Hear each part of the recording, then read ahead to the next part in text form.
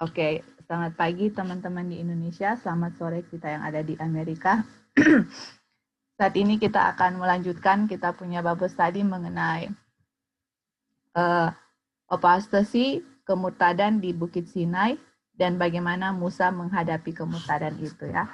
Jadi waktu minggu lalu kita sudah belajar dan buat saya sendiri itu Musa itu satu orang yang sudah benar-benar memandang Tuhan Yesus dan sudah benar-benar mempunyai karakter Tuhan Yesus. Karena kalau kita lihat apa yang Musa lakukan kepada bangsa Israel itu benar-benar benar-benar menunjukkan karakter yang tidak ada self-nya, selfless gitu. Dan dia itu Ellen White bilang Tuhan mengabulkan doanya yang tidak egois ya. Mengenai Tuhan bilang kepada bangsa Israel bahwa Tuhan bilang kepada Musa mengenai bangsa Israel bahwa ini ya yang kita sudah belajar waktu lalu. Ini orang-orang bangsa Israel atau gereja yang ada di padang belantara, the church in the wilderness. Mereka ini sudah murtad. Jadi karena mereka sudah murtad, saya harus membinasakan mereka atau saya nggak perlu lagi mereka sebagai gereja. Saya akan pilih kamu sebagai independen dan dari kamu itu saya akan membuat gereja yang baru atau saya membuat the great nation dari kamu. Tapi Tuhan bilang, tidak Tuhan. Padahal kalau kita baca, wah masa sih Tuhan seperti itu? Tapi waktu kita pelajari bahwa Tuhan itu menguji Musa pada saat itu ya. Musa itu diuji untuk dia punya Musa itu diuji untuk dia punya janji. Musa diuji dengan janji kehormatan. Karena bangsa Israel akan disingkirkan atau Tuhan nggak akan gunakan lagi gereja, bangsa Israel sebagai gereja, dan Tuhan mau pilih Musa untuk menggantikan bangsa Israel. Musa iya kan? Jadi oh man, kita yang akan dipilih. Iya kan? Jadi kalau kita kalau kita itu tidak mempunyai kasih Tuhan di dalam kita akan bilang, ya Tuhan, betul, mereka itu sudah murtad, layaklah engkau membinasakan mereka. Mereka itu orang-orang keras kepala, mereka itu sudah buat patung, sudah menyembah patung, ya binasakan saja mereka.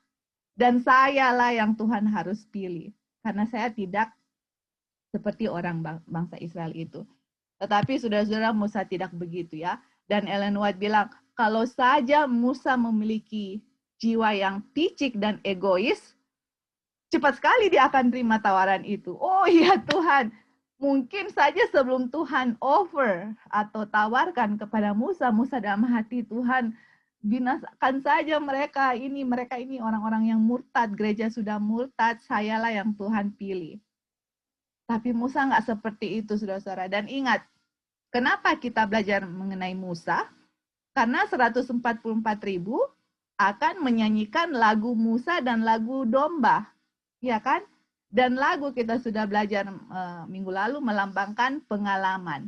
Dan ini adalah pengalaman Musa, yang mana Tuhan pilih dia sebagai pemimpin yang kelihatan, tetapi kenyataannya Tuhan sendiri yang memimpin mereka sebagai pemimpin yang tidak kelihatan.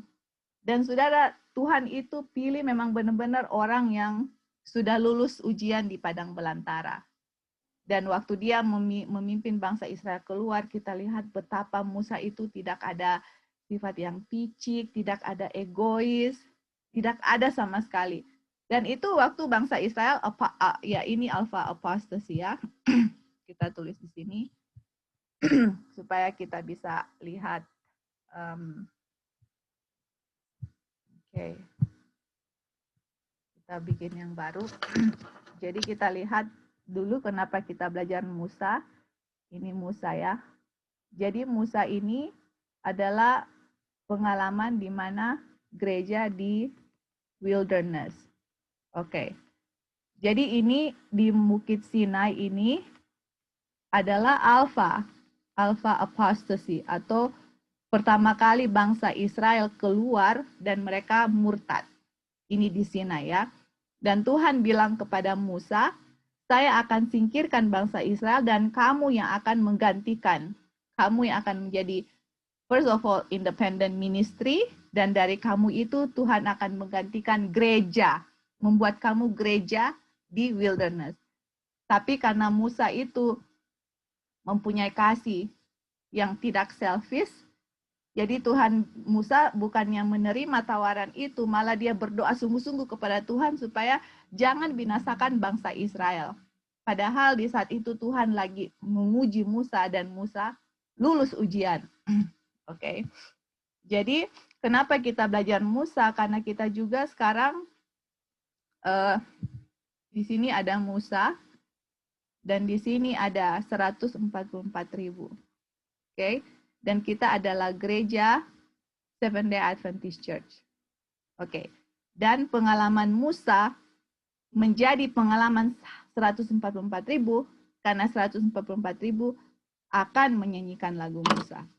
Atau 144.000 akan mengalami pengalaman yang Musa alami.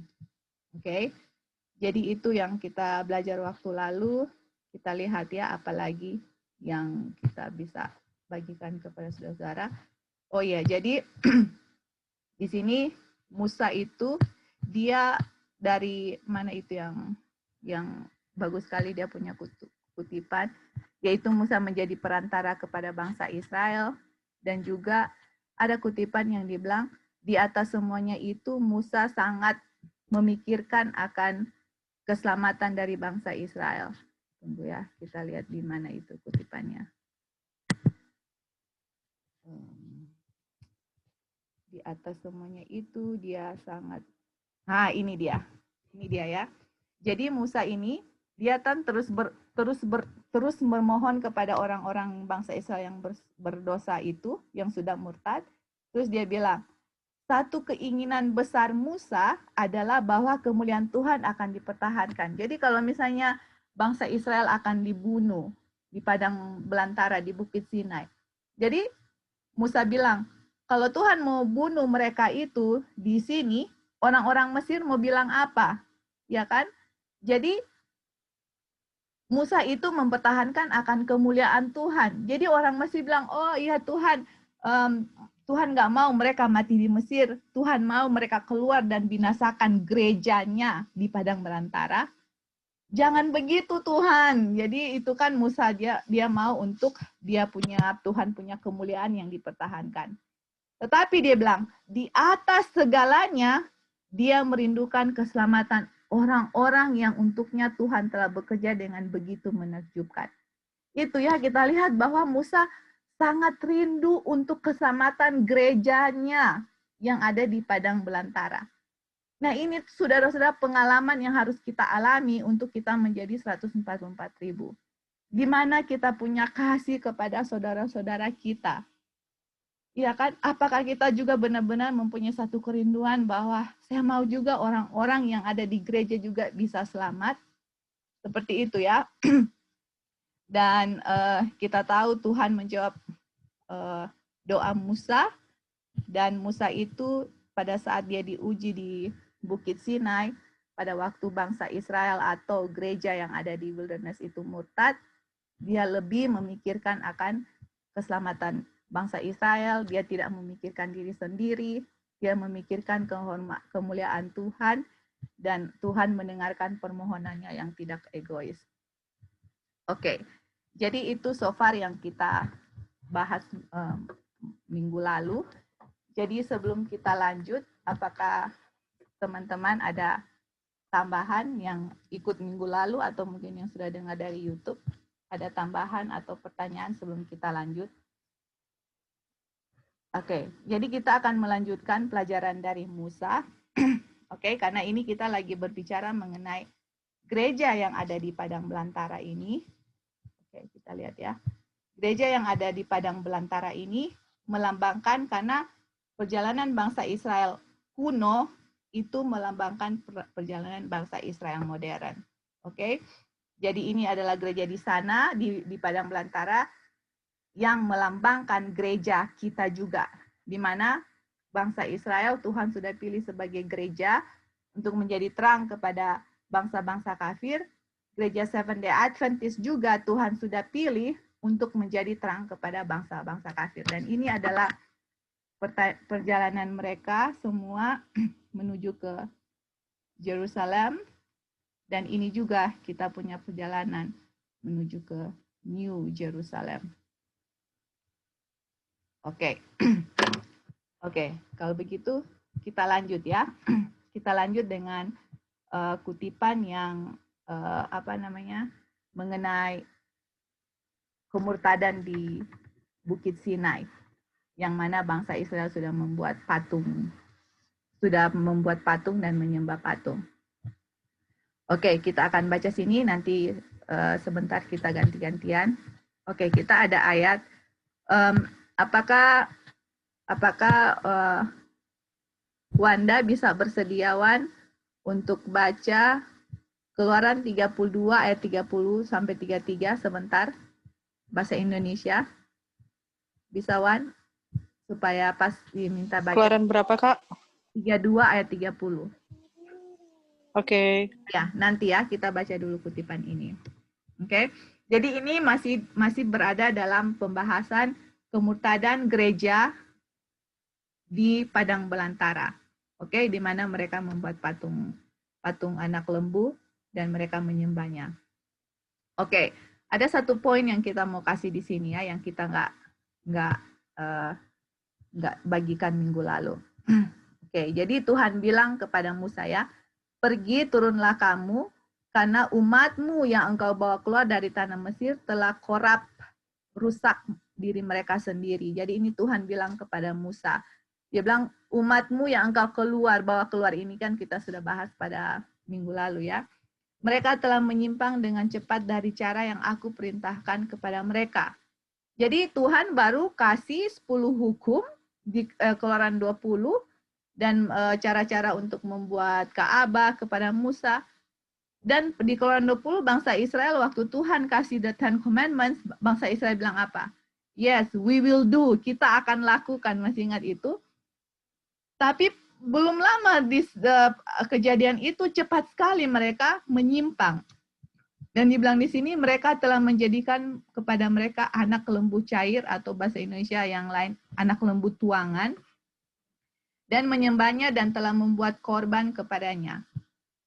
Kita lanjut. Aku telah melihat orang-orang ini dan lihatlah, itu adalah orang-orang yang keras kepala. Aduh, bangsa Israel itu, gereja itu sangat keras kepala. Dan Tuhan bilang, biarkan aku sendiri agar murkaku membara terhadap mereka dan agar aku dapat membinasakan mereka. Jadi Tuhan bilang, saya mau binasakan ini bangsa Israel karena cepat sekali, baru kasih 10 hukum kok sekarang sudah melanggar, sudah murtad, ya kan? Dan aku akan menjadikanmu bangsa yang hebat. Masih lihat di sini, kita lihat bahwa Tuhan memberikan kepada Musa bahwa gereja ini saya akan singkirkan dan kamu akan menjadi pengganti mereka. Oke, pengganti gereja yang ada di padang belantara. Nah, kita lihat ya. Oke, ini ada satu poin yang kita mau tekankan kepada saudara-saudara. Jadi, waktu Tuhan bilang begini, Tuhan bilang, oke, ini gereja sudah murtad. Sekarang karena gereja sudah murtad, saya harus singkirkan ini gereja. Dan dari kamu harus keluar dari gereja ini karena sudah Tuhan nggak perlu lagi. Dan kamu akan menjadi independen, dan dari kamu itu akan menjadi satu gereja lagi. Saudara ingat ya, ini pengalaman yang Tuhan lagi uji kepada Musa, dan pengalaman Musa itu adalah ujian juga kepada 144.000. Apa kita punya tindakan kalau kita melihat kemurtadan di dalam gereja? Apakah saya seperti Musa, atau ini dia ya yang kita mau baca kutipan ini. Jadi Ellen White bilang, banyak orang, nah perhatikan ini ya. Jadi kalau Tuhan bilang, oke, sekarang kita pindah ya, gereja Wilderness di padang belantara dengan gereja Seventh Day Adventist, karena kita tahu kan gereja Ancient Israel paralel dengan gereja Modern Israel, which is Seventh-day Adventist. Sekarang gereja sudah murtad. Saya nggak mau pakai lagi gereja ini, saya mau pilih kamu. Sebagai kamu independent ministry, dan kemudian dari kamu itu saya akan membuat satu gereja lagi. Nah, coba kalian perhatikan apa Ellen White bilang. Banyak orang, ya ini yang Tuhan bilang ya, aku akan menjadikan kamu bangsa yang hebat. Nah ini kita, coba kalian lihat ya. Banyak orang akan berkata, itu adalah tujuan Tuhan. Wow, jadi katanya kalau Tuhan bilang, oke, gereja sekarang sudah murtad. Saya nggak mau pakai lagi ini gereja Advent, Seventh-day Adventist. Saya mau singkirkan ini gereja. Atau orang bilang, oh gereja Advent sudah Babylon dan sudah jatuh, oke? Saya mau singkirkan ini gereja, saya nggak mau pakai lagi, dan kamulah saya akan pilih untuk menjadi pengganti gereja Advent dari kamu. Kalian lihat Ellen White bilang apa? Banyak orang akan berkata, itu adalah tujuan Tuhan. Jika dia berkeinginan, dia ini Tuhan ya. Jadi kalau Tuhan bilang, berkeinginan untuk menghancurkan Israel, atau saya bilang SDA, saya nggak bisa menahannya. Mereka akan dihancurkan. Aduh. Jadi dibilang gini, oke, sekarang gereja sudah murtad. Oke, gereja sudah jatuh. Sudah, nggak usah pakai lagi gereja Seventh-day Adventist. Kalau Tuhan memang mau hancurkan, ya iya, memang Tuhan, itu tujuan Tuhan. Kalau dia berkeinginan menghancurkan Israel, ya kita mau bikin apa, orang Manado bilang. Atau bahasa Inggris, what can I do? Kalau di sini dia bilang, I cannot help it. Ini kan, di bahasa Inggris dia bilang, kalau itu purpose Tuhan, kalau dia mau untuk menghancurkan Israel atau gereja, saya nggak bisa tahan, I cannot help it. Dia bilang begitu. They will be destroyed. Mereka akan dihancurkan. Tapi Ellen White bilang, tidak begitu dengan Musa. Aduh, coba kalian lihat ini di bawah ini apa? Dia mencintai bangsanya lebih daripada dirinya sendiri, saudara-saudara. Waduh, man, wow. Musa ini, I don't know ya, memang benar-benar unselfish, memang benar-benar tidak memikirkan dirinya sendiri, saudara-saudara. Dia lebih cinta bangsanya yang sudah murtad itu, tapi dia lebih cinta daripada dirinya sendiri.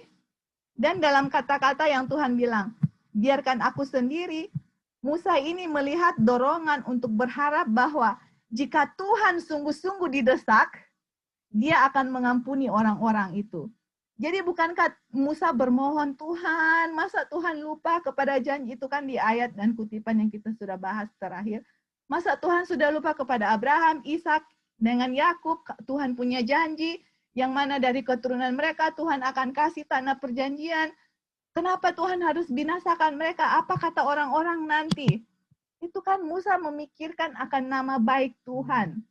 Dan Musa juga tidak selfish, saudara-saudara. Dia memikirkan akan bangsa Israel, keselamatan bangsa Israel.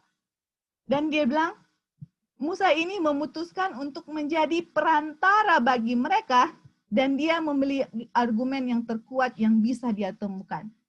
Iya kan, perantara, kita sudah lihat Musa ini melambangkan Tuhan Yesus yang menjadi intercessor untuk kita dengan Bapa. Perantara, saudara-saudara. Inilah pengalaman Musa dan pengalaman anak domba, kan ini 144 akan menyanyikan lagu dari Musa dengan domba. Dan dua-dua ini menjadi perantara, saudara-saudara. Dua-dua ini mencintai kita semua dan mereka semua, dua-dua ini mau untuk kita diselamatkan. Seperti Musa bilang, jangan binasakan mereka, Tuhan. Oke, terus kita lanjut. Dia mengingatkan Tuhan tentang pekerjaan luar biasa yang telah dia lakukan demi bangsa Israel ya. Dia memintanya untuk tidak melupakan bagaimana Tuhan telah membawa mereka keluar dari tanah Mesir dengan kekuatan yang besar dan dengan tangan yang perkasa. Tuhan, apa yang akan orang Mesir katakan, katanya, jika engkau meninggalkan atau memutuskan orang-orang yang telah engkau lakukan? begitu banyak hal-hal yang Tuhan lakukan kepada bangsa Israel, terus sekarang harus binasakan, terus sekarang Tuhan nggak mau pakai lagi gereja ini, orang Mesir mau bilang apa? Jadi Musa itu tidak memikirkan dirinya, tapi dia memikirkan nama baik Tuhan, dia memikirkan bangsa Israel. Kalau dia memikirkan diri sendiri, dan Ellen White bilang banyak orang yang selfish, kalau Musa pikirkan diri sendiri, oke, waktu Tuhan tawarkan kepada Musa, dari kamu saya akan membuat gereja baru, Musa bilang, yes, thank you very much. Mereka layak untuk dibinasakan karena mereka sudah murtad. Saya memang betul Tuhan sudah pilih, saya akan meneruskan atau mengganti gereja yang Tuhan sudah pilih. Saya akan menggantikan mereka untuk saya yang menggantikan bangsa Israel untuk menjadi gereja yang Tuhan akan pilih untuk melanjutkan akan Tuhan punya tujuan ya. Tapi karena Musa tidak ada selfishnya sama sekali, saudara-saudara, dan pengalaman Musa itu yang kita sudah belajar waktu lalu, Tuhan menguji Musa. Tuhan menguji 144.000 karena 144.000 harus memiliki pengalaman yang Musa miliki. Apakah saya mempunyai cinta agape?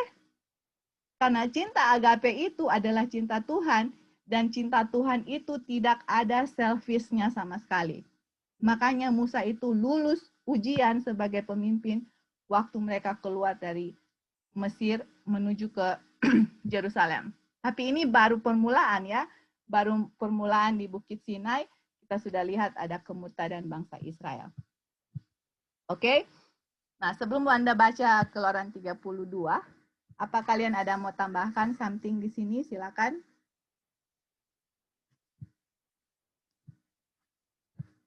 Oke, kalau tidak ada, kita akan minta Wanda baca Keluaran 32 ayat 30 sampai 33. Jadi ini kelanjutan yang mana waktu bangsa Israel apostasy, murtad di Bukit Sinai.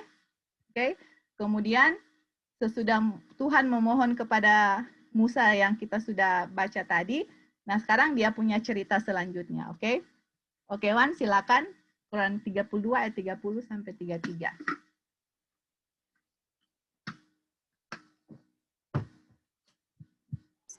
Oke, Kak. Keluaran 32 ayat 30. Keesokan harinya berkatalah Musa kepada bangsa itu, kamu ini telah berbuat dosa besar, tetapi sekarang aku akan naik menghadap Tuhan. Mungkin aku akan dapat mengadakan pendamaian karena dosamu itu. Lalu kembalilah Musa menghadap Tuhan dan berkata, bangsa ini telah berbuat dosa besar, sebab mereka telah membuat ala emas bagi mereka. Tetapi sekarang, kiranya engkau mengampuni dosa mereka itu, dan jika tidak, hapuskanlah kiranya namaku dari dalam kitab yang telah kau tulis. Ayat 33. Tetapi Tuhan berfirman kepada Musa, siapa yang berdosa kepadaku, nama orang itulah yang akan kuhapuskan dari dalam kitabku. Oke, thank you, Wan. Oke, jadi ini dia punya kelanjutan cerita ini ya, Wan. Oke, Wanda ada tambahan atau komen apa di ayat ini? Apa yang Wanda bisa lihat karakter Musa yang di sini? Ini masih dia punya kelanjutan.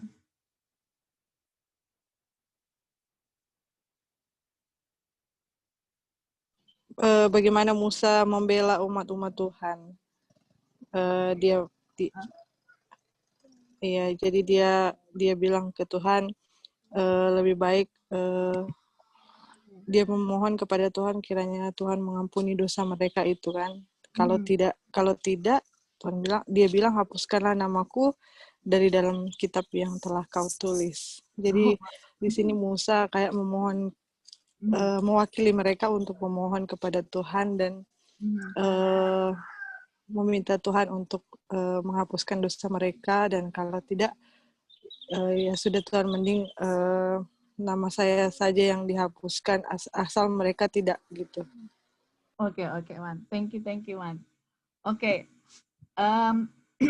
Apakah Wanda lihat di sini ada karakter Tuhan Yesus enggak, Wan? Musa. Ada. Yang mana, Wan?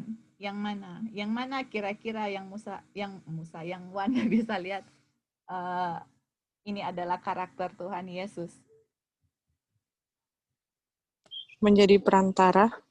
Oke, jadi Musa menjadi perantara kepada bangsa Israel dan Yesus juga adalah perantara kepada kita dengan Bapa. Ada lagi, Wan?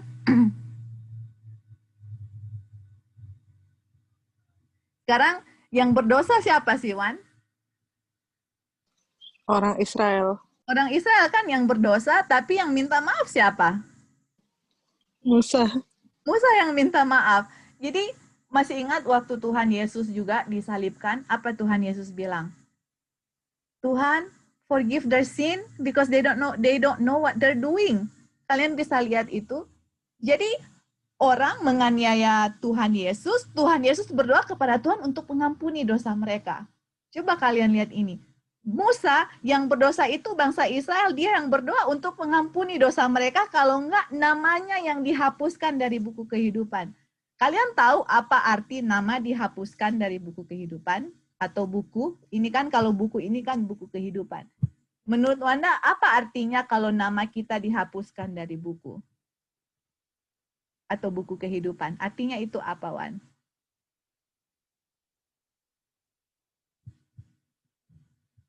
Atau anybody? Yang siapa saja yang bisa mau jawab? Apa Tidak selamat. Tidak selamat kan?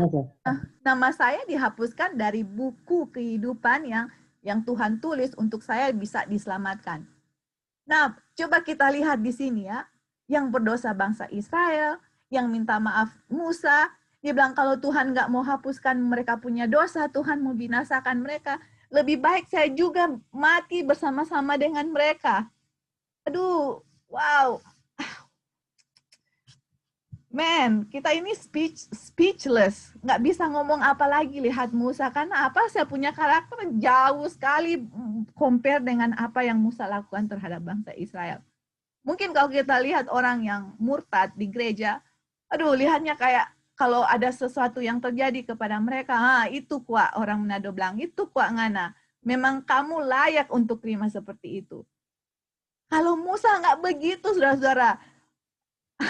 Dia lihat orang murtad, Tuhan mau binasakan mereka. Dia bilang, Tuhan, jangan Tuhan. Ampunilah mereka, jangan binasakan mereka. Apa kata orang-orang di Mesir kalau Tuhan melakukan hal seperti itu?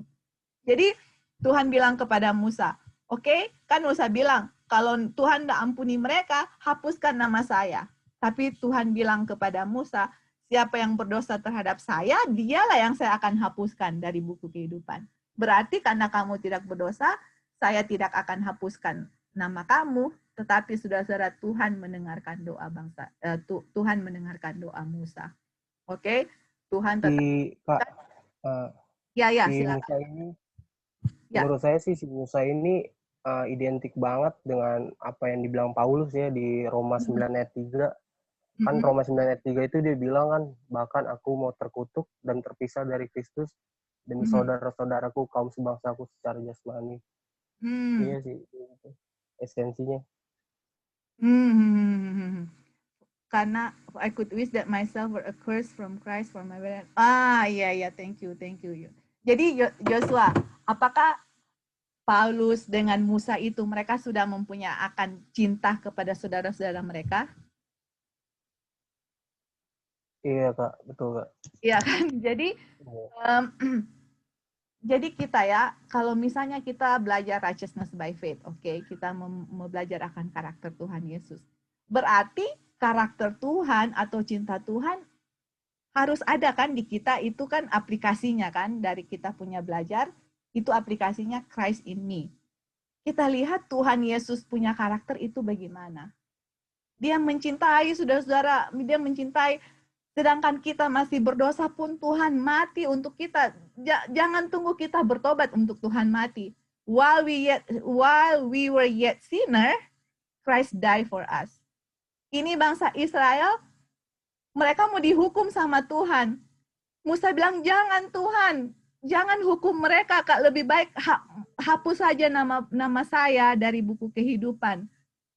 While we were yet sinner, Musa gereja murtad, tapi dia berdoa untuk bangsa. Inilah orang-orang Rasul Paulus, inilah Musa, orang-orang yang sudah memiliki akan karakter Tuhan, dan bagaimana mereka punya attitude, tingkah laku, bagaimana mereka menghadapi gereja yang sudah murtad. Musa menghadapi gereja murtad di Padang Belantara, 144.000, bagaimana kita punya sikap untuk menghadapi kemurtadan yang ada di dalam gereja sebelum kita masuk di New Jerusalem. Oke. Thank you ya Joshua. Ada lagi? Silakan. Ya, sama juga dengan Daniel di Daniel 9 waktu dia berdoa ke bangsa Israel di Babylon. That's right. Betul sekali, betul. That's right ya. Jadi kita lihat saudara-saudara, cerita-cerita di Alkitab itu banyak sekali selain Tuhan Yesus ya. Orang-orang yang Tuhan sudah pilih, yang mereka itu sudah mempunyai karakter Tuhan Yesus. Nggak mementingkan diri sendiri, nggak pikir diri sendiri, tapi selalu memikirkan orang lain. Masih ingat Filipi 2 ayat 5, Filipi 2 kan Rasul Paulus juga bilang kan, you know what, it just come to my mind. Dulu kita hafal ayat itu, tapi karena sudah nggak hafal-hafal, lupa dia punya kata-kata, kita share ya sama kalian. Jadi di Filipi 2 itu juga adalah Rasul Paulus bilang, biarlah let this mind be in you which is also in Christ Jesus. Biarlah pikiran Tuhan Yesus ada di dalam kita ya. Kita lihat dulu, kita baca juga di Filipi 2. Oke, ini ya, dibilang. Kan di ayat 5, let this mind be in you which was also in Christ Jesus. Tapi sebelumnya, ini ya, coba kita lihat di ayat 3. Let nothing be done through strife or vain glory. Jadi jangan ada sesuatu yang dilakukan dengan percekcokan atau kemuliaan yang sia-sia, tapi dengan lowliness, kerendahan hati, biarlah kita esteem other better than themselves. Jadi biarlah kita menghormati orang lain lebih daripada diri kita sendiri, itu kan? Dan jangan orang untuk mencari dia punya kepentingan sendiri, tapi biarlah semua orang juga untuk mencari kepentingan orang lain. Nah, itu dia. Nah, ini Rasul Paulus yang tadi Yosua kasih, yang Rasul Paulus bilang, ini semua sudah mempunyai kasih, sudah mempunyai karakter akan Tuhan Yesus yang tidak mementingkan diri sendiri. Selalu memikirkan akan orang lain, saudara-saudara. Apa yang kita harus hadapi, gereja yang ada di wilderness, bagaimana Musa hadapi, itulah seharusnya sikap kita yang akan menjadi 144.000, karena 144.000 adalah orang-orang yang sudah mempunyai karakter sama seperti Yesus. Dan contoh manusia di dunia ini yang sudah mempunyai karakter Tuhan Yesus adalah Musa. Inilah yang contoh Tuhan kasih kepada saudara yang saya, bagaimana kita menghadapi kemurtadan di dalam gereja. Apakah saya senang dengan, oke, Tuhan singkirkanlah mereka, atau Tuhan, kalau Tuhan mau singkirkan gereja yang Tuhan sudah pilih, orang di luar mau bilang apa? Iya kan? Oh, Tuhan sudah bangkitkan Advent, ya sekarang Tuhan sudah singkirkan, Tuhan nggak perlu lagi. Kok kenapa begitu? Apakah kuasa Tuhan tidak sanggup untuk mempertahankan gereja yang dia sudah pilih? Seperti itu kan? Jadi apa? Nama Tuhan yang tidak dipermuliakan. Oke? Jadi itulah yang kita sudah belajar selama ini mengenai cerita mengenai Musa. Nah, waktu kita belajar mengenai cerita Musa yang apostasi kemurtadan di Bukit Sinai, itu baru satu cerita ya. Nanti kita akan baca ada cerita lagi yang kedua, tapi saya mau share sesuatu yang sangat bagus kepada saudara-saudara pada saat ini mengenai Musa. Karena saudara-saudara, kenapa saya mau share ini? Karena kita harus mempunyai seperti ini. Karena 144.000 akan mempunyai pengalaman sama seperti Musa. Oke, makanya kita spend time di sini. Bagaimana kita melihat Musa dan begitu juga kita punya karakter. Oke, karena ini kenapa kita fokus di sini? Bukan fokus ya, kenapa saya emphasize ini? Karena kita kan lagi belajar mengenai gereja, ya kan? Nah, bagaimana pengalaman gereja yang ada di Padang Belantara yang kita harus pelajari? Dan apa itu aplikasinya kepada saya sebagai orang yang mau untuk menjadi 144.000. Oke? Oke. Nah, sekarang Lali bisa baca, Li. Ini keterangan yang Alkitab Keluaran 32 yang tadi Wanda baca, yang bilang, Tuhan hapuslah nama saya dari buku kehidupan. Oke? Ini yang yang Ellen White tulis mengenai apa keterangan yang Ellen White kasih waktu Musa berbicara mengenai hal itu. Silakan, Li. Musa memanifestasikan cintanya yang besar kepada Israel dalam permohonannya kepada Tuhan untuk mengampuni dosa mereka. Atau menghapusnya namanya dari buku kehidupan yang telah dia tulis. Doa perantara di sini menggambarkan cinta perantara Kristus bagi manusia yang berdosa. Oh, oke. Jadi, Li, sekarang apakah Musa type dan Tuhan Yesus anti-type? Jadi itu melambangkan Musa kepada bangsa Israel dan Tuhan Yesus kepada kita, menggambarkan cinta. Kenyataannya the fact that he still sitting down, lagi duduk sekarang belum berdiri, panjang sabar itu menggambarkan cinta, saudara-saudara. Dan the fact that Musa bilang Tuhan, dia bermohon terus-menerus untuk pengampunan dosa bangsa Israel. Begitu juga Tuhan Yesus lagi duduk untuk terus-menerus untuk memberikan kesempatan kepada kita semua. Dan itu adalah cinta, saudara-saudara. Kalau Tuhan nggak cinta, nggak panjang sabar, udah dari dulu kita sudah, Tuhan bilang, aduh Joy, kamu ini sudah banyak sekali kemurtadan, ngapain lagi? Saya mau singkirkan kamu, saya mau tutup kamu punya buku. Tapi karena Tuhan cinta panjang sabar, dia masih memberikan kita kesempatan.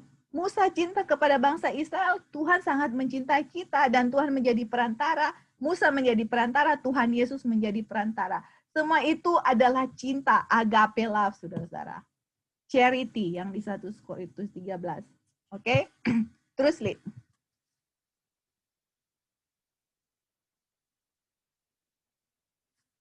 Nggak kedengeran, Li. Kita nggak tahu Lali semua. Oke.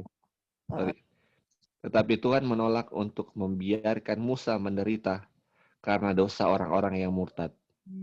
Dia menyatakan kepadanya bahwa mereka yang telah berdosa terhadap dia akan dia hapus dari buku kehidupan yang telah dia tulis. Karena orang benar seharusnya tidak menderita karena kesalahan orang berdosa. Meskipun Musa menyadari nasib mengerikan dari mereka yang namanya harus dihapus dari catatan surga, namun dia dengan jelas menyatakan di hadapan Tuhan bahwa jika nama-nama Israel yang salah tidak lagi diingat olehnya untuk selamanya, dia berharap namanya untuk dihapuskan dengan milik mereka. Karena dia tidak bisa tahan untuk melihat kepenuhan murka Tuhan menimpa orang-orang yang telah dia lakukan, atau Tuhan telah lakukan keajaiban-keajaiban seperti itu.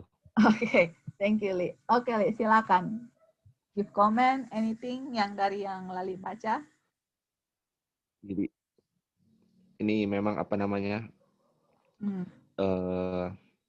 praktek ya, kalau memang inilah cerita yang kita bahas waktu lalu itu yang ada di Musa.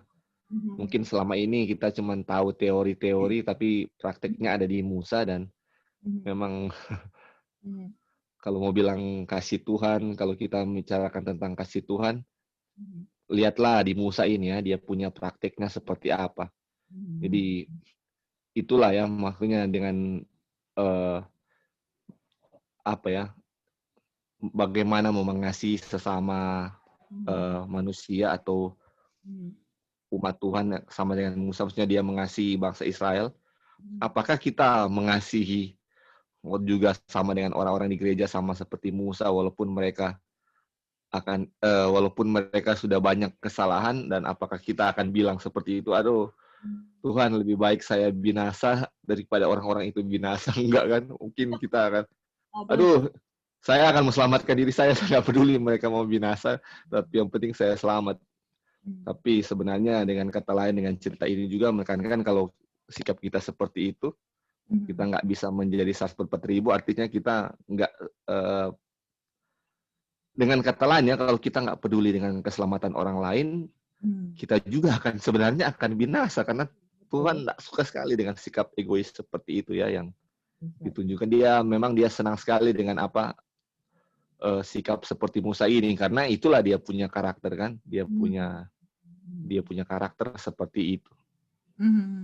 Ya, mungkin itu aja dia punya. Iya. Ya, sama seperti Kristus ya. Ini Musa memang sama seperti Yesus. Ini memang pasti ya. Betul sekali. Jadi kenapa Musa sudah sama seperti Yesus? Karena dia sudah mempelajari akan karakter Tuhan Yesus. Dia sudah ada communion dengan Tuhan Yesus selama dia dilatih 40 tahun di padang belantara ya. Jadi karena dia sudah mempunyai karakter Tuhan Yesus, dia sudah diuji, Tuhan memilih dia, dan kita lihat bagaimana pengalaman Musa itu juga akan menjadi pengalaman 144.000 saudara. Bagaimana kita bersikap untuk kemurtadan di dalam gereja. Apakah kita mau bersikap seperti Musa atau kita bersikap yang lain? Saya tidak tahu. You fill it in the blank.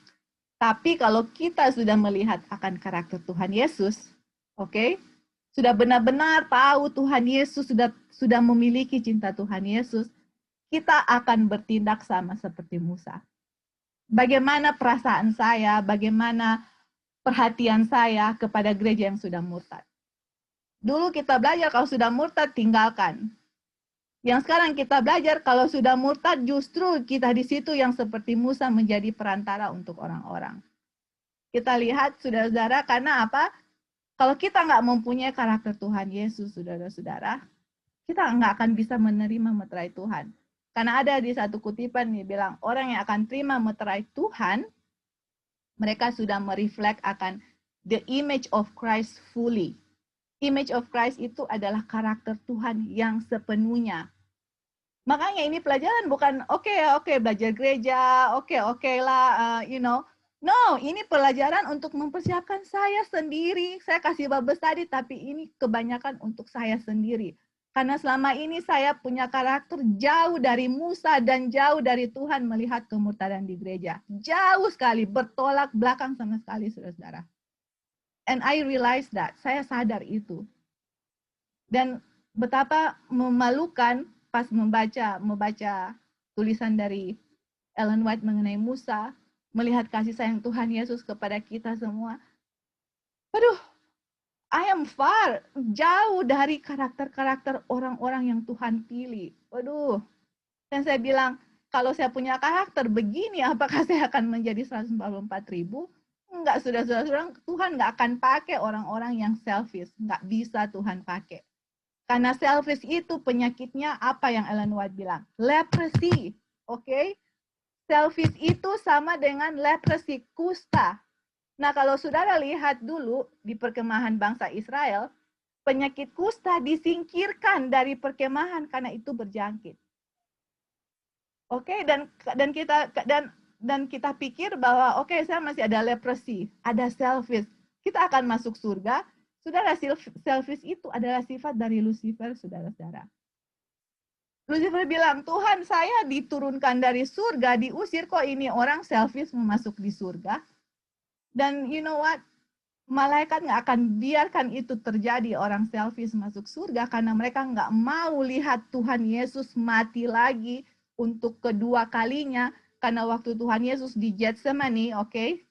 Tuhan Yesus menderita itu, malaikat nggak sanggup melihat akan penderitaan Tuhan Yesus, dan mereka nggak mau itu terjadi lagi kepada Tuhan Yesus.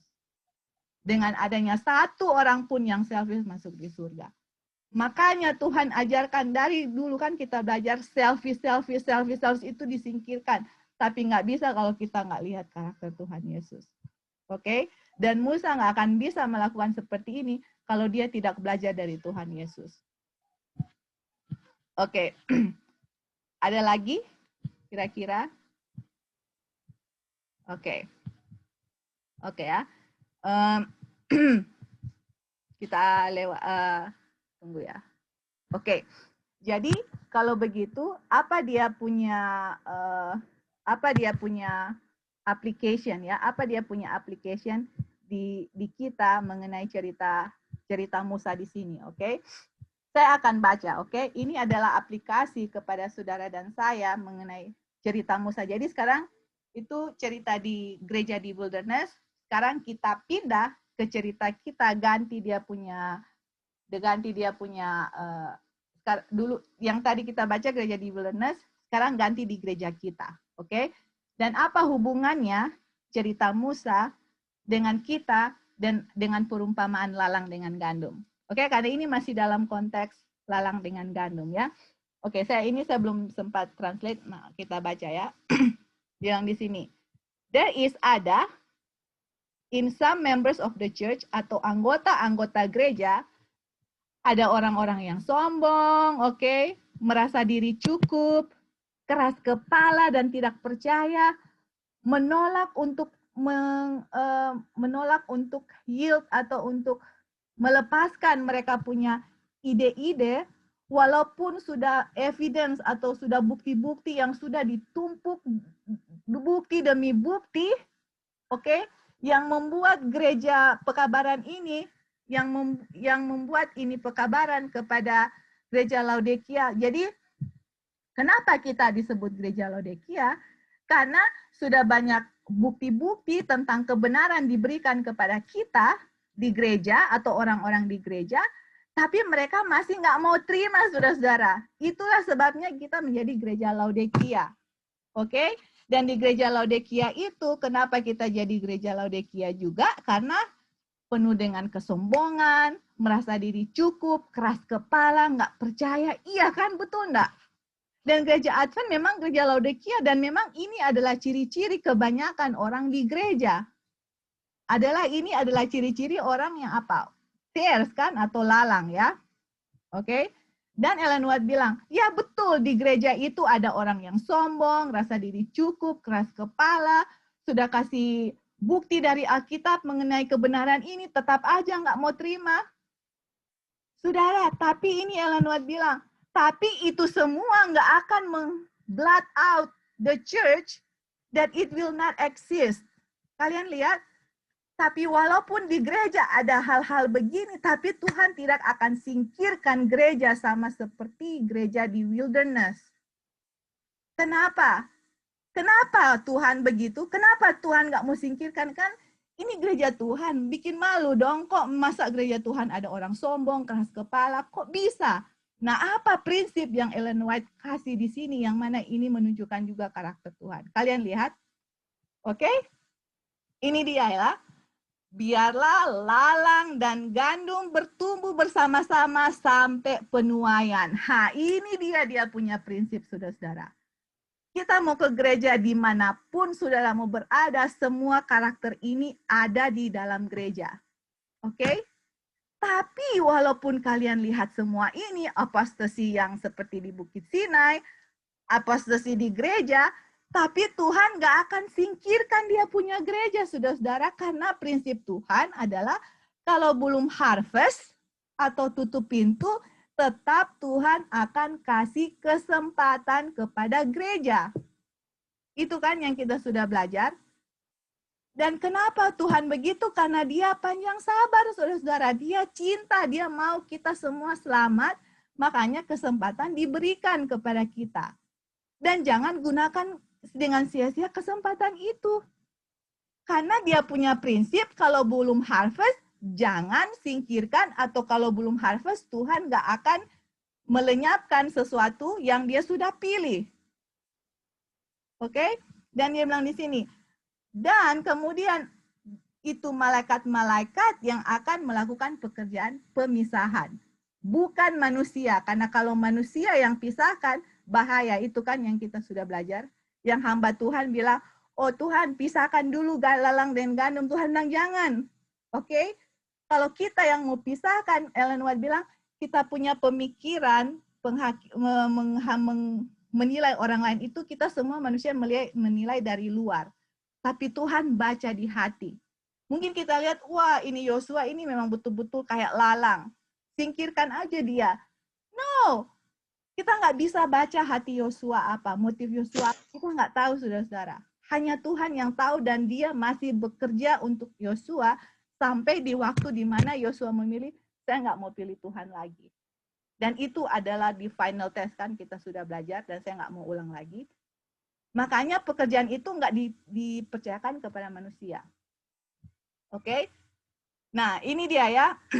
Makanya dia bilang di sini, saya mau kasih peringatan kepada gereja Advent untuk berhati-hati bagaimana kita menerima setiap gagasan-gagasan yang baru dan terhadap orang yang bilang, oh saya ini punya terang yang besar.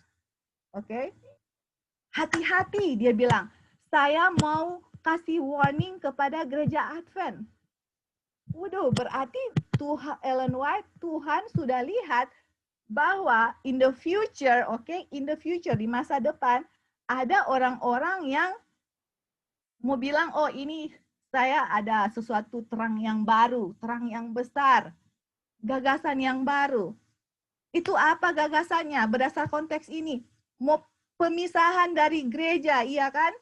Padahal belum ada harvest. Itu dia. Nah, kita akan baca terus ya. Dia bilang, hati-hati. Dia bilang, the character of their work, pekerjaan mereka itu adalah pekerjaan yang apa? Untuk accuse, accuse itu, coba help me out with the right. Menuduh, thank you Kak, dengan untuk menghancurkan. Jadi ini pekerjaan orang-orang, menghancurkan apa? Menghancurkan gereja, menuduh saudara-saudara, menghancurkan gereja. Padahal kalau kita lihat, kita mempunyai karakter Musa, kita nggak akan tuduh saudara-saudara, malah kita akan berdoa untuk Tuhan. Tuhan please, forgive their sin, forgive my sin.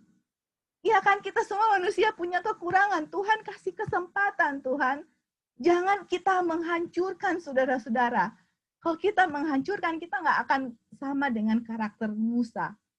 Dan kita sudah lihat kan, sudah belajar karakter Musa tadi. Dan waktu lalu. Jadi, dia bilang di sini ya, bukankah perkataan-perkataan Tuhan tidakkah perkataan-perkataan Tuhan Yesus itu kita should not the words of Christ have any weight? Tidakkah perkataan-perkataan Tuhan Yesus itu ada, dia punya isi? Dan dia bilang gini, berhati-hatilah kepada nabi-nabi palsu yang datang kepada kamu di dalam penampakan seperti domba, tetapi di dalamnya itu ravening wolf, di dalamnya itu serigala. Wolf itu serigala kan? Jadi datang kepada kita seperti domba, saya punya message. Saya punya great light, saya punya new light. Ellen White bilang hati-hati. Kalau kita lihat karakter mereka menghancurkan atau accuse saudara-saudara kita, hati-hati saudara-saudara. Karena di luar kalian lihat, oh gunakan Alkitab, roh nubuat, padahal di dalamnya karakternya itu menghancurkan. Aduh, dan kita lihat kalau karakter orang seperti ini, dia akan melawan Kristus ya, kita lihat di bawah di sini. Dia bilang, loh, lihatlah di sini dan lihatlah di sana Kristus. Akan banyak orang yang akan melakukan hal tersebut. Biarlah orang-orang percaya mendengar suara dari malaikat yang berkata kepada gereja, press together in unity is your strength. Jadi biarlah kita mendengar suara malaikat yang bilang, bersatu saudara-saudara, bersatu. Kalau kita bersatu itu adalah kekuatan kita. Nah, dan bagaimana kira-kira gereja itu bisa bersatu? Ada satu kutipan yang dibilang, kalau kita lebih melihat kepada Tuhan Yesus. Ini yang saya nggak hafal exactly kata-katanya, tapi intinya adalah kalau kita melihat karakter Tuhan Yesus dan kita diisi dengan cinta Tuhan Yesus, cinta Tuhan Yesus itulah yang akan mempersatukan kita semua. Contohnya, murid-murid Tuhan Yesus, ya kan? Dulu mereka sebelum Tuhan Yesus naik ke surga, berantem satu sama yang lain. Siapa yang paling tinggi? Siapa yang akan mempunyai kedudukan lebih tinggi, ya kan? Saudara-saudara, tidak ada persatuan, malah perpecahan di antara mereka. Mau siapa yang mau lebih tinggi satu dengan yang lain. Tetapi waktu kasih Tuhan turun, masuk di dalam hati mereka, Tuhan Yesus sudah naik di surga, Betapa malunya mereka yang dulu berantem siapa yang mau lebih tinggi, siapa yang mau duduk di sebelah kanan, sebelah kiri Tuhan Yesus, whatever, berantem dengan mereka punya posisi. Tapi waktu kasih Tuhan masuk di dalam mereka, mereka itu menjadi apa, saudara-saudara? Satu. One mind, one accord. Itu kan yang mereka lakukan sebelum kecurahan Roh Kudus tanpa batas. Dan Ellen White bilang, pengalaman mereka itu harus kita alami lagi sebelum kita kecurahan Roh Kudus tanpa batas dalam penggenapan Wahyu 18. Hujan akhir tanpa batas, kecurahan Roh Kudus itu, dan persyaratannya ini, press together, bersama-sama. Waktu kita bersatu, itulah kita punya kekuatan.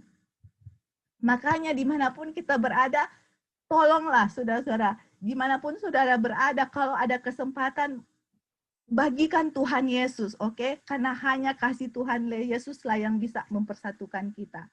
Dan dia bilang, love, cinta sebagai saudara-saudara, be pitiful, penuh kasih sayang, dan be courteous. Courteous itu kalau tidak salah, sopan ya. Terus dia bilang, Tuhan ada gereja dan Tuhan Kristus menyatakan bahwa, nah ini yang kita bilang waktu lalu, oke, nanti kita akan kasih Bible study khusus untuk ini ya. Tuhan ada gereja dan Kristus berkata, declare, gates of hell, pintu gerbang neraka nggak akan bisa kasih hancur ini gereja. Oke? Ya, nanti, I'm not gonna talk about it right now. Jadi, dibilang di sini dan dia bilang, the messenger of the Lord, oh oke, ini hanya dia punya keterangan di bawah ini. Jadi ini adalah perintah atau message kepada kita, Tuhan sudah kasih warning saudara-saudara. Di akhir zaman akan ada orang-orang yang kerjanya untuk menghancurkan gereja. Dan kalau ada orang-orang yang mempunyai karakter itu bukan karakter Tuhan Yesus. Yes, betul. Di dalam gereja banyak kesalahan, tapi kita harus menegur mereka dengan kasih Tuhan Yesus, rohnya Tuhan Yesus. Bukan untuk bikin kacau dan menghancurkan gereja. Itu yang Ellen White bilang, hati-hati dengan pekerjaan orang seperti ini. Karena nah, saudara-saudara, untuk kita tidak tertipu, oke? Untuk saudara dan saya tidak tertipu, ini prinsipnya ya. Saya sudah kasih berulang-ulang sebelumnya. Ini prinsipnya, oke? Ini prinsipnya. Ini harvest, dan harvest ini Ellen White bilang, close of probation. Oke? Jadi, dari sini sampai sini, saudara-saudara, oke? Dari sini, sampai di harvest di sini, walaupun kita bilang, oke, di gereja begini, di gereja begitu, you name it, whatever it is. Kita sudah lihat gereja di wilderness, apostasy, oke? Tapi Tuhan itu sama seperti bangsa Israel, dia itu akan bekerja sampai ada waktunya di mana Tuhan bilang, saya sudah tidak bisa bekerja lagi, dan kepada bangsa Israel itu di tahun 34 AD. Nah, untuk kita orang-orang Advent, gereja yang Tuhan sudah pilih, Seventh-day Adventist Church, ada waktunya yang Tuhan kasih kesempatan kepada saudara-saudara dan saya as a church organized body. Oke? Nanti satu kali kelak, waktu sudah tutup pintu, Tuhan sendiri yang akan memimpin saudara dan saya, waktu saudara dan saya, kecurahan Roh Kudus, penggenapan Wahyu 18, itulah Tuhan yang akan pimpin kita. Tapi selama di sini Tuhan masih menggunakan gereja kita. Jadi inilah dia punya prinsip mengenai lalang dan gandum, yang mana ada dia punya masa penuaiannya. Jadi kalau selama sebelum harvest itu, dan Ellen White bilang, kalau ada kalian lihat karakter orang yang mau menghancurkan gereja, oke, harus ke sanalah, harus ke sinilah, harus beginilah, harus begitu. Itu bukan pekerjaan yang berasal dari Tuhan, saudara-saudara. Pekerjaan mereka itu mau menghancurkan gereja, sedangkan Tuhan sendiri masih bekerja di dalam gereja. Sampai harvest. Makanya prinsip lalang dan gandum, kita harus tahu. Kalau kita nggak tahu itu kapan itu harvest dan bisa membuktikan sendiri berdasarkan Alkitab dan Roh Nubuat, kita akan bisa cepat untuk menerima gagasan atau doktrin yang masuk, bilang, oh saya mempunyai terang baru, saya mempunyai terang yang besar, yang mana terangnya itu untuk menghancurkan gereja. Padahal Tuhan bilang, saya butuh persatuan, bukan perpecahan di gereja. Makanya saya perlu roh seperti Musa untuk mau menjadi perantara kepada orang-orang di gereja supaya kita ini bersatu dan supaya semua orang-orang di gereja kalau bisa, dan of course itu tidak akan terjadi, tapi mungkin dengan kehadiran kita di situ mereka mengenal akan karakter Tuhan Yesus, oke? Dan kita punya pengaruh kepada orang lain punya kesempatan mendengar akan Yesus dengan karakternya dan juga bisa melihat akan karakter Tuhan Yesus di kita dengan pertolongan Tuhan, oke? Dan mereka bisa melihat bahwa, wow, inilah karakter yang saya cari-cari selama ini, kok saya nggak dapat. Hanya walaupun saudara kita lihat bilang ya, di Alkitab kan bilang, 1 jiwa orang bertobat, sukacita di seluruh surga bersukacita.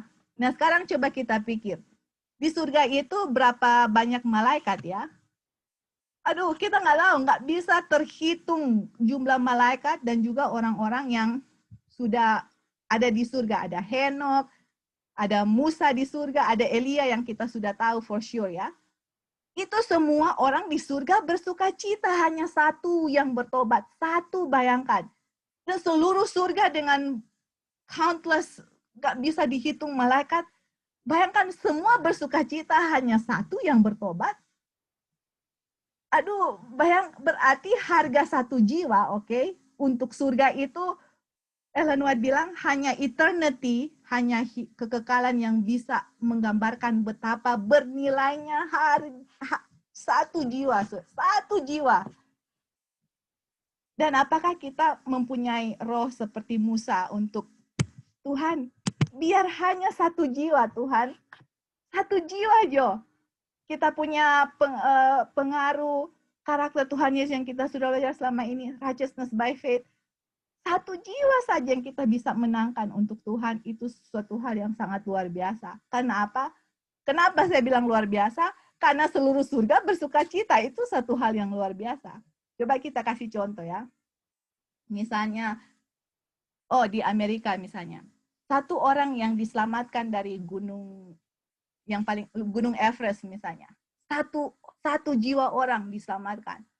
Seluruh Amerika, bayangkan, seluruh Amerika bikin perayaan. Presiden, wakil presiden, semua Amerika bersukacita, lambangkan bendera Amerika, bikin perayaan. Jadi berarti 1 Amerika itu sangat menghargai nyawa atau jiwa 1 orang. Ini di Amerika loh. Dan coba kita bayangkannya betapa, bayangkan atau di Indonesia, kalian bayangkan 1 negara Indonesia bersukacita. Ini seluruh surga, bayangkan.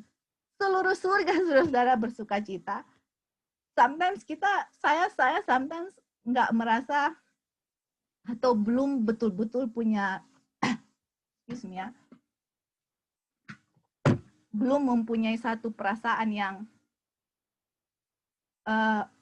berapa sih harga 1 jiwa itu, ngerti nggak? Saya belum terlalu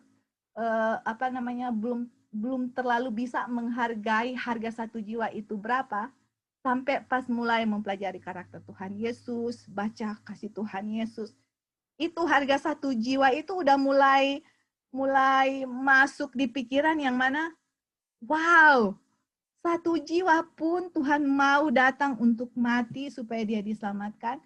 1 jiwa bertobat, seluruh surga bersukacita. Bayangkan itu nyawa jiwa 1 orang, saudara-saudara. Tuhan sangat menghargai nyawa atau jiwa 1 orang. Mudah-mudahan kita bisa mulai tangkap ya bagaimana Tuhan sangat appreciate even 1 jiwa itu untuk diselamatkan.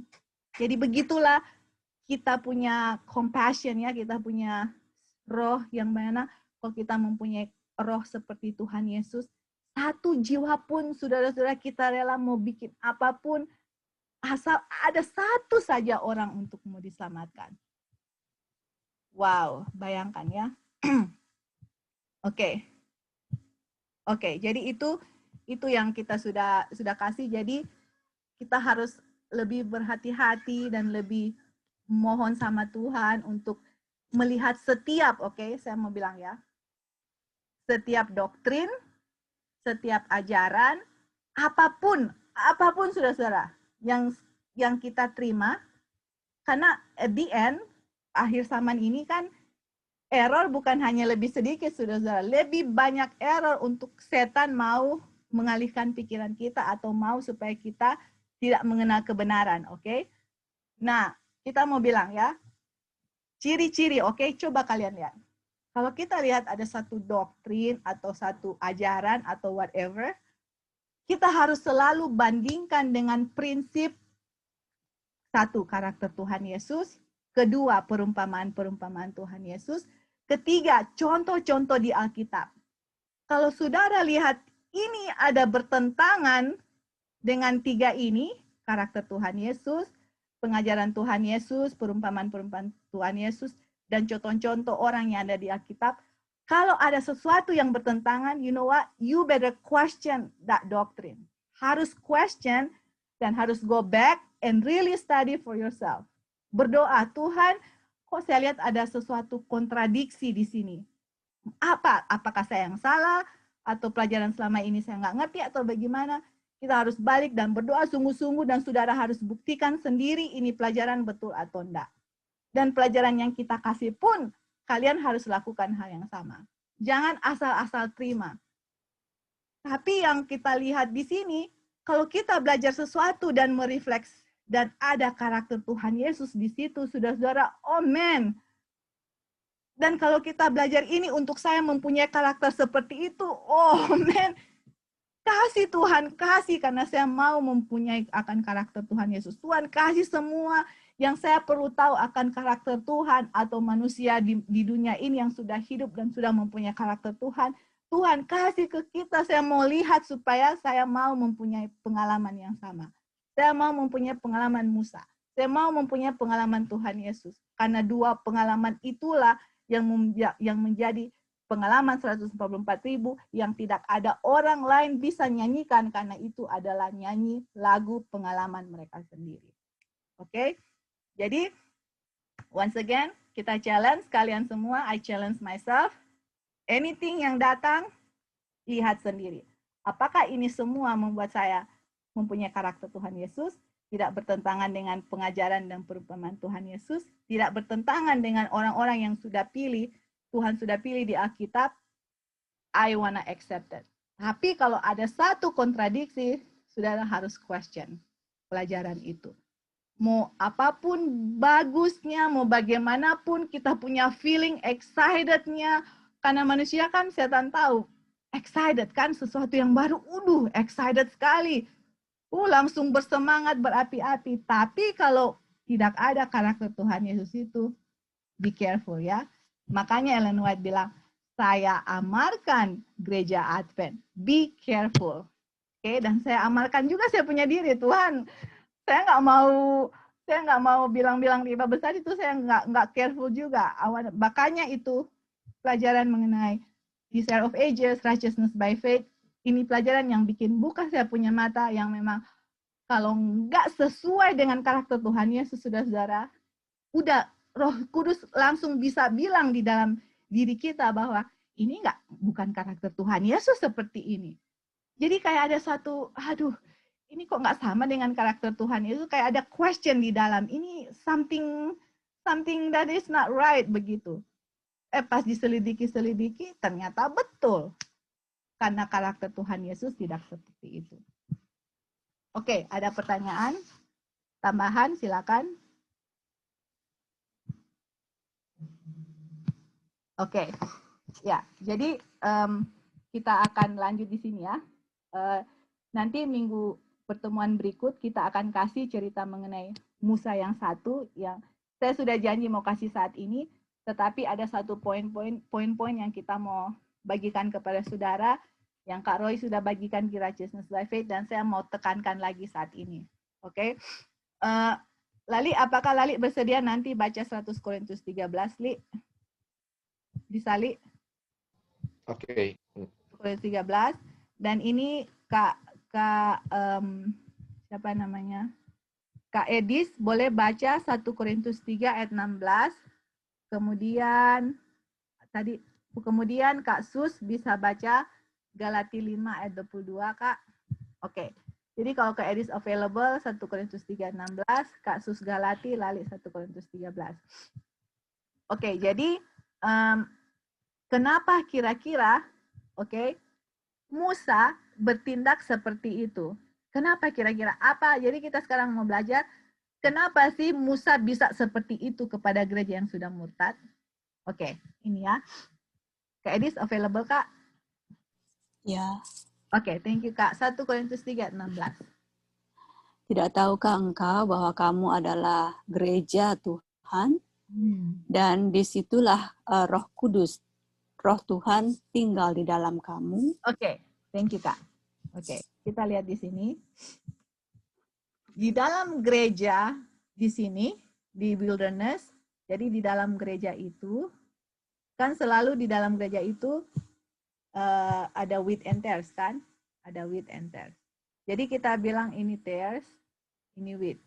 Jadi ini gandum ya. Oke, jadi kita bilang ini Musa, oke, wheat. Dia bilang, Musa, kamu adalah individu gereja yang ada di dalam gereja yang besar. Nah ini udah gandum, dia bilang, kamu adalah gereja. Nah, dia bilang, kamu ada gereja dan apa Kak yang berdiam di dalam gereja, Kak? Yang secara individu. Apa yang berdiam di dalam gereja? Bukankah kamu gereja Tuhan dan apa di dalam gereja? Roh Bapa. The Spirit ya. Dia bilang, the Spirit of God. Roh Bapa diam di dalam kamu, the Spirit of God. Oke. Jadi, apa sih roh Tuhan? Kalau roh Tuhan sudah berdiam di saya, apa yang saya harus lakukan? Dan kita lihat waktu roh Tuhan sudah berdiam di Musa, apa yang sudah Musa lakukan? Oke, Kak Sus boleh baca Galati 5 ayat 22, Kak. Galatia. Ya. Galatia 5 ayat 22.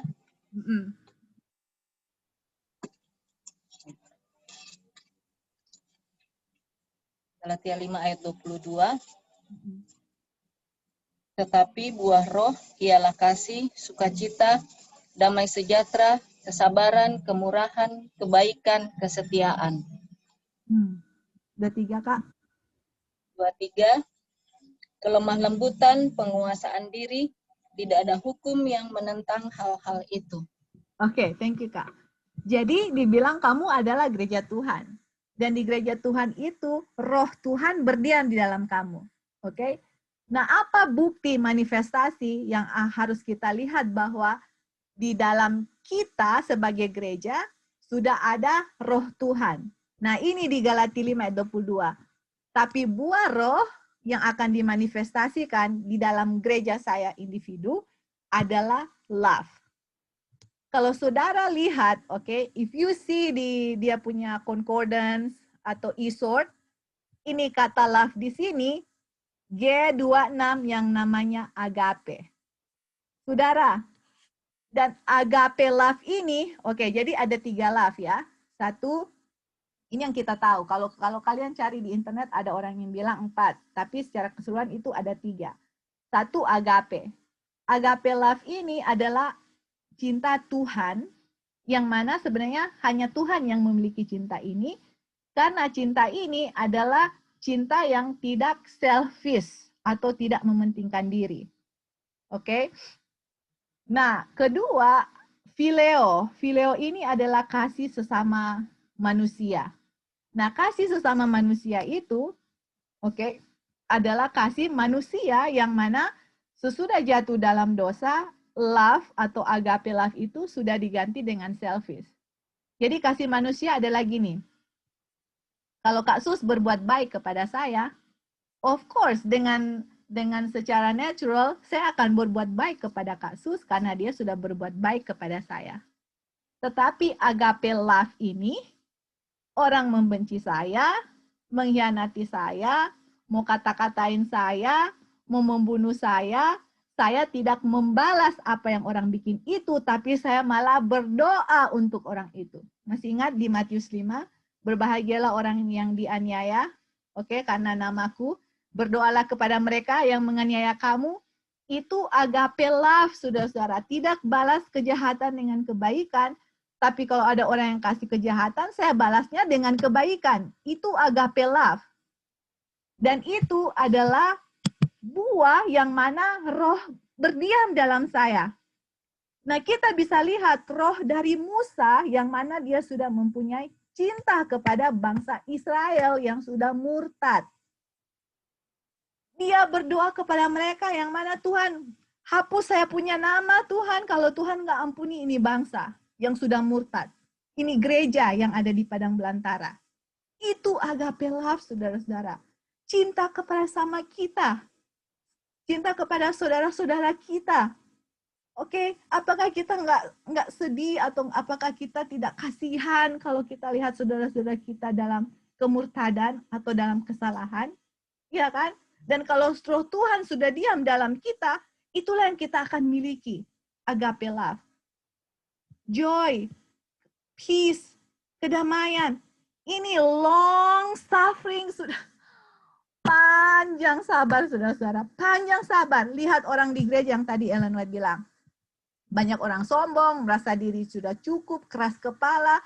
Tapi apakah kita nggak mau long suffering, panjang sabar? Kalau roh Tuhan berdiam di kita, ini akan kita alami ya. Dan ini untuk saya, saudara-saudara. Kita share kepada saudara-saudara, untuk Tuhan juga share kepada diri sendiri kita untuk menegur saya. Panjang sabar. Bukan kepada hanya orang gereja, orang di rumah pun sendiri, saudara-saudara. Kalau saya nggak panjang sabar, saya nggak ada roh Tuhan di dalam. Di dalam saya nggak ada karakter Tuhan. Nggak ada cinta, nggak ada kedamaian, perselisihan malah. Nggak ada kebahagiaan, nggak panjang sabar, nggak lemah lembut, oke, tidak meekness. Dan kita tahu Musa ini adalah orang yang paling meekness, orang yang paling paling lembut, paling rendah hati ini Musa. Karena dia sudah ada apa? Roh Tuhan ada di dalam dirinya sendiri.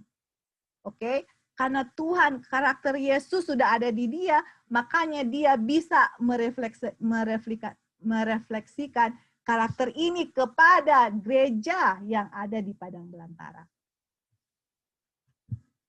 Oke. Kita baca 1 Korintus 13, baru nanti kita, kalau kalian ada pertanyaan tambahan silakan ya. Oke, Li, tadi kita sudah suruh Lali, ini bahasa Inggris, tapi kita mau dengar di dalam bahasa Indonesia, oke? Silakan, Li. Ayat 1, Kang. Ya, mulai dari ayat 1. Sekalipun aku dapat berkata-kata dengan semua bahasa manusia dan bahasa malaikat, tetapi jika aku tidak mempunyai kasih, aku sama dengan gong yang berkumandang dan canang yang gemerincing. Oke, stop di situ dulu ya. Jadi, kalau kita bisa bicarain bahasa manusia dan malaikat, kalau nggak ada charity ini sama dengan love di sini, yang buah dari roh, dan charity ini, love ini, sama bahasa Greek-nya dua-dua agape. Saudara, wow, kalau kita nggak ada agape, saudara-saudara, kita sama dengan apa, Lali? Tadi yang ayat 1, Li? Canang yang gemerincing. Canang yang gemerincing dengan kosong lah. Tong kosong berbunyi nyaring. Saudara biasa cuap, kasih khotbah sana sini, berbestadi sampai 1 hari berbestadi atau whatever. Kalau nggak ada agape love yang Musa manifestasikan kepada gereja di wilderness, nggak ada gunanya, saudara-saudara. Nggak ada gunanya, oke? Coba kalian lihat lagi ya, ayat 2, Li. Ayat 2.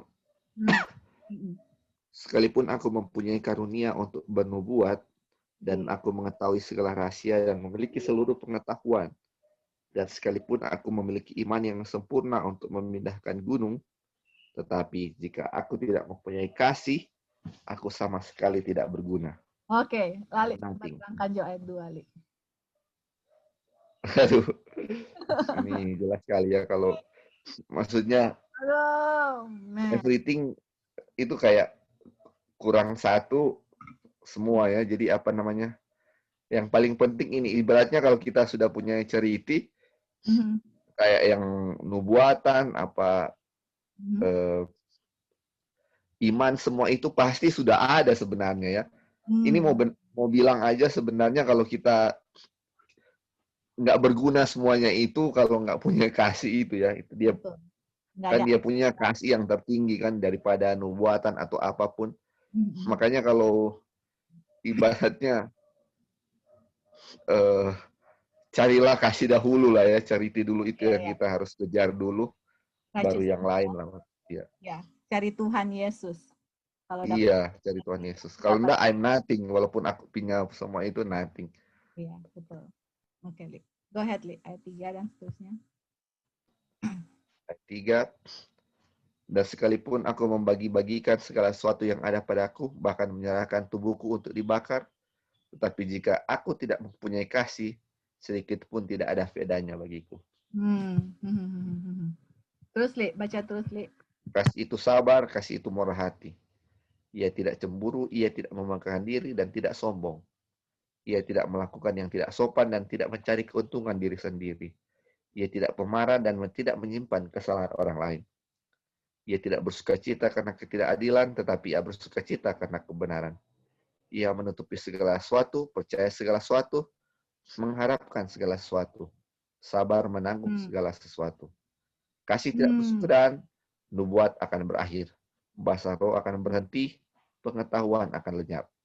Sebab pengetahuan kita tidak lengkap dan nubuatan kita tidak sempurna. Tetapi jika yang sempurna. Ya. Sampai situ aja, Li, dulu ya. Jadi, saudara-saudara, kita sudah lihat, kalau kita nggak ada agape love, apa artinya, Li? Nggak ada gunanya, saudara-saudara.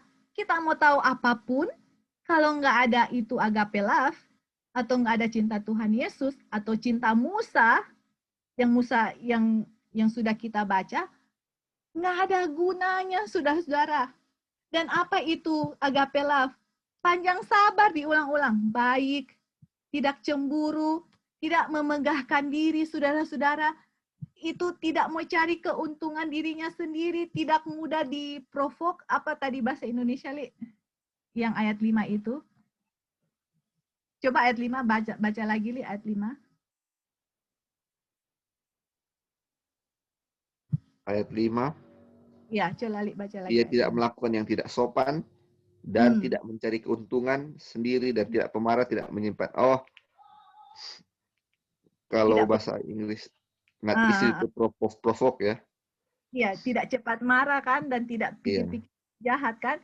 Jadi kalau sudah mau tahu, saya coba kita lihat ya. Coba saudara pikir, coba saya pikir, coba saya renungkan. Saya sudah ada agape love atau enggak? Saya sudah ada love agape dan Alkitab kasih apa ciri-ciri orang yang sudah mempunyai agape love atau sudah punya charity. Ini semua sudah nggak cari keuntungan diri sendiri, nggak gampang marah, nggak pikir-pikir yang jahat, tidak bergembira untuk kejahatan, saudara-saudara. Jadi kalau dulu kalau kita lihat oposisi, kayak memang kayak gimana gitu kita punya roh ya. Kita lihat kemurtadan di gereja kayak senang sekali untuk ngomongin kemurtadan di gereja, saudara-saudara. I'm talking about myself. I don't know about you guys. Kita ngomongin saya ya. Tapi dibilang di sini kita nggak bersukacita untuk kesalahan itu. Tapi kita bersukacita untuk kebenaran. Kita menanggung semua, saudara-saudara, bear all things. Percaya, berharap semuanya. Inilah charity, saudara-saudara. Inilah agape love. Saya nggak mencari kepentingan saya sendiri. Saya tidak mementingkan diri sendiri. Saya tidak sombong. Itulah love. Itulah agape. Seek it not her own. Apa seek it? Cuma mau cari untuk, saya ini hanya untuk kepentingan diri saya sendiri. Kalau Musa bukan saya, bangsa Israel ini saudara yang saudara murtad. Bukan bangsa Israel yang baik-baik saja, yang menurut Tuhan, enggak. Bangsa Israel yang sudah murtad, tapi Musa bilang, jangan binasa, dia tidak selfish, saudara-saudara. Itulah charity, itulah agape love. Itulah cinta Tuhan. Oke, love, L ya, cinta Tuhan yang kita sudah miliki. Kalau saya nggak ada cinta Tuhan, Rasul Paulus bilang, biar kita udah ngerti nubuatan dari A sampai Z, bukan saya mau under itu ya, nubuatan sangat penting. Tapi kalau saya nggak ada charity, nggak ada gunanya. Saya mengerti semua rahasia, semua pengetahuan, punya iman, kalau nggak ada love itu nggak ada artinya, saudara-saudara. Bisa lihat ini, dan cinta selain Tuhan Yesus, yang punya agape love, kita bisa lihat dimanifestasikan kepada Musa untuk gereja yang sudah murtad. Bukan mencintai orang yang semuanya oke-oke, berbuat baik kepada saya. Tidak, tapi mencintai orang yang berlawanan dengan itu, bisa nggak? Nah, itu pertanyaannya ya. Itu pertanyaan untuk saya. Dan gereja itu udah lingkungan yang lebih luas. Coba lingkungan yang lebih dalam. Di dalam hubungan suami istri, anak-anak, orang tua. Kalau saya nggak punya ini, sama aja bohong, saudara-saudara. Gampang marah kehadap istri, ke suami, anak-anak. Waduh, ini saya tetap ditegur sekali ya. Jadi, coba kita, sudah babas tadi ini, kita lihat, baca lagi 1 Korintus 13. Renungkan, saya ada atau enggak. Nah, kalau enggak, kita enggak ada, ini bilang provided me nothing. Kalau kita belajar di Matius 5, yang Yesus bilang, kamu adalah garam dunia. Kalau garam itu jadi tawar, nggak ada gunanya. Sama dengan ini. Kita tahu semua nggak ada love, nggak ada agape, nggak ada gunanya. Tapi puji Tuhan, saya masih ada kesempatan untuk cari itu love, itu apa. Siapa yang punya? God is love. Tuhan yang punya agape love. Jadi bagaimana saya bisa mempunyai itu? Baca, mengerti, cari tahu karakter Tuhan yang cinta itu, dan minta, Tuhan saya mau ini. Tuhan akan kasih, saudara-saudara. Dan itu akan dimanifestasikan sikap kita terhadap keluarga kita, kakak adik kita, orang tua, anak-anak, dan gereja kita. Dan kalau kita bilang sudah murtad, bagaimana saya bisa? Bagaimana sikap kita? Kita lihat saja sikap Musa bagaimana. Oke, karena itu adalah contoh manusia yang sudah mempunyai agape love. Oke? Ada yang mau kasih tambahan? Silakan. Oke, kalau tidak kita baca 1 Korintus 12 ayat 25, sudah mau selesai ya, dan ayat terakhir Roma 5 ayat 8. Oke, apakah Dion bisa baca, Dion, 1 Korintus 12 ayat 25? Ya, thank you Dion. 1 Korintus 12 ayat 25 sampai 27 ya. 3 ayat lagi dan kita selesai.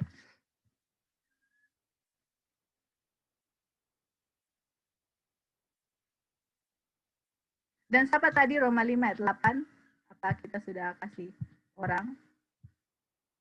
Oke, answer early Roma 5 ayat 8 ya. Oke, silakan kalau Dion sudah dapat. 1 Korintus 12 ayat 25.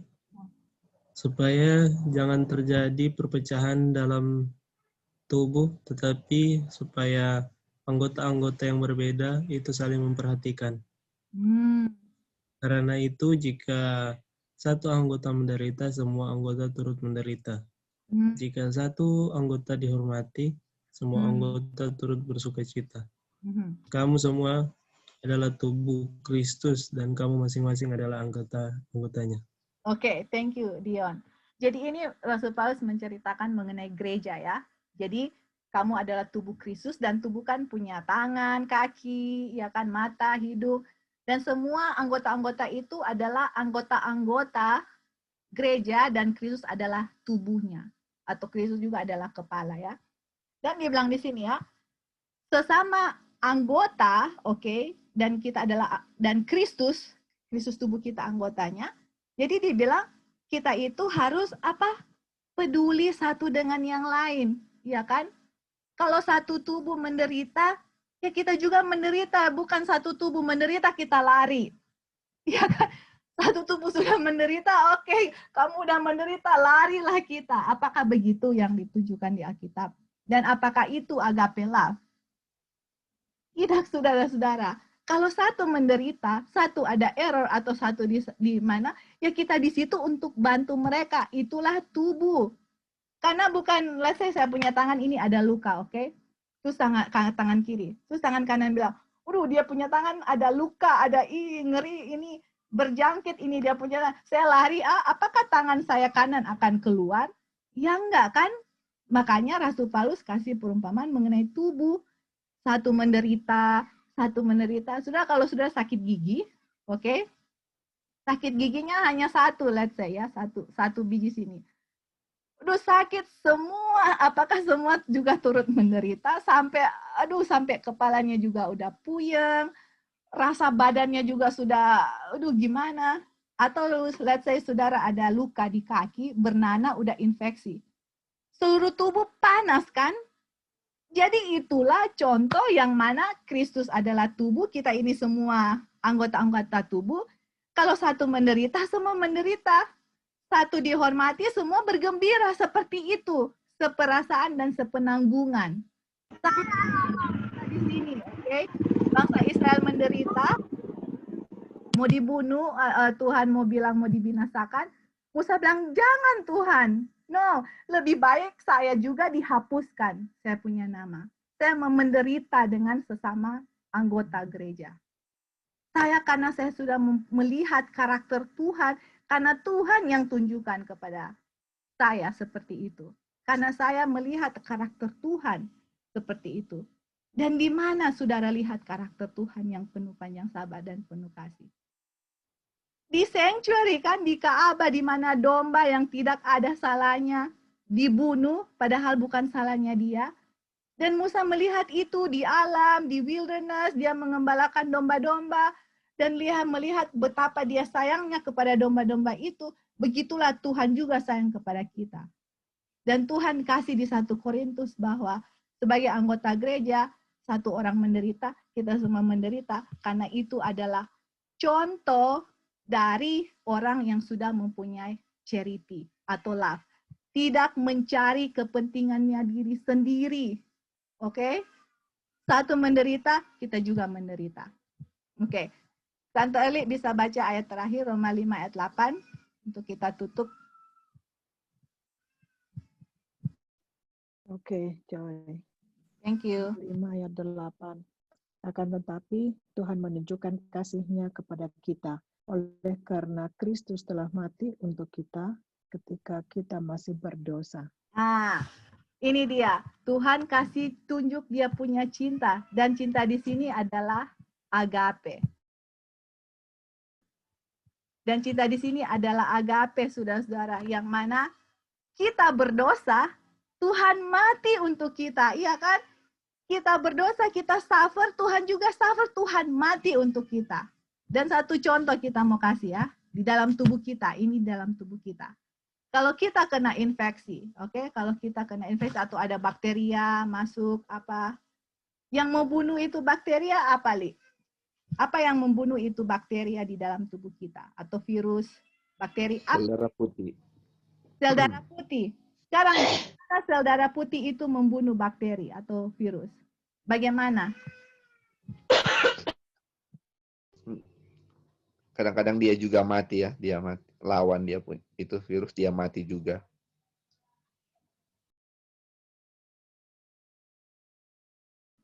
Sorry, Li. Gimana, Li? Sorry. Bagaimana sel darah putih, Li? Kadang-kadang dia lawan itu bakteri, dan itu dia juga mati sama-sama dengan itu bakteri dan virus. Dia makan. Okay. Sel darah putih melambangkan apa, Li, di dalam tubuh kita? Kristus. Kristus kan? Jadi Kristus itu, oke, jadi sel darah putih itu kalau ada bakteria, dia mati. Dan Lali masih ingat apa itu namanya yang sel darah putih yang dia telan itu bakteria itu, Li? Apa namanya yang dia matinya dia telan, bakterinya itu dia telan kayak dia makan. Lali masih ingat saudara putih apa dia punya nama? Kita lupa, mungkin makrofag atau apa. Iya, kita juga lupa itu. Jadi dia itu sama seperti apa? Tuhan Yesus kan? Jadi while we yet sinners, Tuhan mati untuk kita. Jadi itu melambangkan saudara putih yang dia makan itu bakteri atau orang-orang berdosa, dan Yesus juga mati untuk kita. Itu dia, itu agape love, saudara-saudara, yang kita bisa lihat di dalam tubuh kita ya. Itu white blood cell itu mati bersama-sama dengan bakteri ya. Tuhan, kita masih berdosa, Tuhan mati untuk kita. Ini Roma 5 ayat 8, itu love ini agape. Oke? Dan kita, saudara-saudara, kita, kalau kita mau memiliki akan karakter Tuhan dan God is love, ini dia. Oke? Dan saya nggak bilang, oh kita harus mati untuk seseorang, bukan begitu maksudnya. Tapi kita lihat di Musa ya, dia bilang, oh Tuhan, blot me out, atau mendingan saya punya nama yang dihapuskan dari buku kehidupan. Dan itu sudah melambangkan dengan apa? Karakter Tuhan Yesus ya. Waktu kita masih berdosa, Yesus mati untuk kita. Bukan Yesus bilang gini, oh nanti kalau kamu bertobatlah, baru ada gunanya saya mati. Enggak, saudara-saudara. Waktu kita berdosa, Tuhan Yesus mati. Itulah agape love. Dan inilah agape love yang Musa sudah tunjukkan kepada bangsa Israel di wilderness atau gereja di wilderness, dan pengalaman Musa. Dan ini juga adalah karakter Tuhan Yesus yang mana 144.000 akan mempunyai karakter seperti Musa dan seperti Yesus yang sudah mempunyai agape love terhadap umat-umatnya atau kepada gerejanya. Oke, sampai di sini dulu kita punya pembahasan Bab Bestari pada saat ini. Sebelum kita tutup, nanti kita lanjut dengan satu cerita yang bagus sekali juga mengenai Musa. Nanti next meeting, tapi ini meeting yang untuk menyelesaikan cerita Musa yang waktu ada kemutadan di Bukit Sinai. Sampai di sini, apa ada tambahan atau pertanyaan sebelum kita tutup dengan doa?